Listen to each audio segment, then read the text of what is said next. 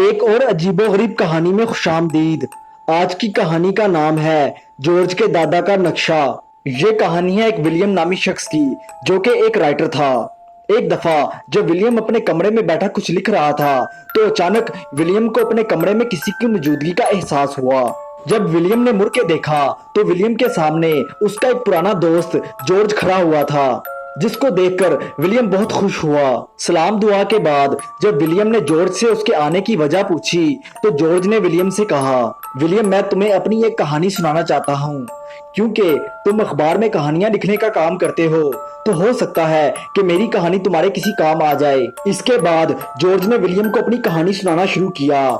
George ने William को अपने दादा के बारे में बताया, जिसको हीरे की एक खुफिया कान के बारे में पता था।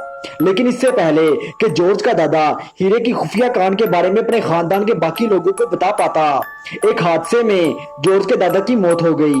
जॉर्ज ने विलियम को अपनी कहानी के सच्चा होने का यकीन दिलाने के लिए अपने दादे का वो नक्शा भी दिखाया, जिस नक्शे में हीरे की खुफिया कान का पता था। लेकिन विलियम ने जॉर्ज की कहानी ये कहकर रद्द कर दी कि जॉर्ज, हम सब के भरे बचपन में हमारा दिल बहलाने के लिए हमें इस तरह की कहानियां सुनाते थे, जो कि आमतौर पर झूठी होती थी।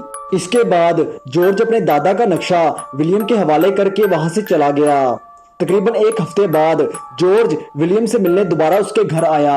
बातों बातों में जब विलियम ने जॉर्ज से अपनी एक हफ्ता पहले होने वाली मुलाकात का जिक्र किया, तो जॉर्ज ने विलियम से कहा, विलियम, तुम्हें जरूर कोई गलत फहमी हुई है। मैं पिछले 2 साल से मुल्क से बाहर था और कल ही अपने मुल्क वापस आया हूँ। मैं भला एक हफ्ता पहले तुमसे कैसे मिल सकता हूँ?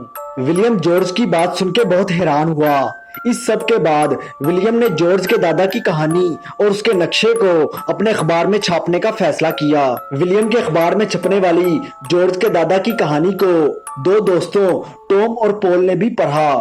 कहानी पढ़ने के बाद टॉम और पॉल ने फैसला किया कि वो हीरे की खुफिया कान को ढूंढेंगे, क्योंकि टॉम और पॉल का घर उस जगह से थोड़ा ही दूर था जिस जगह पर जॉर्ज के दादा के नक्शे के मुताबिक हीरे की खुफिया कान मौजूद थी।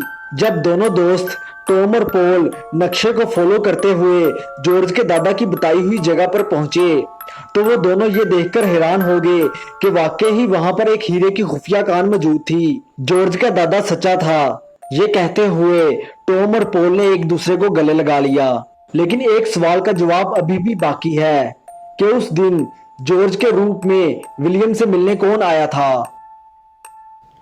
उम्मीद करता हूं कि आपको आज की वीडियो पसंद आई होगी। मिलते हैं अगली वीडियो में, तब तक के लिए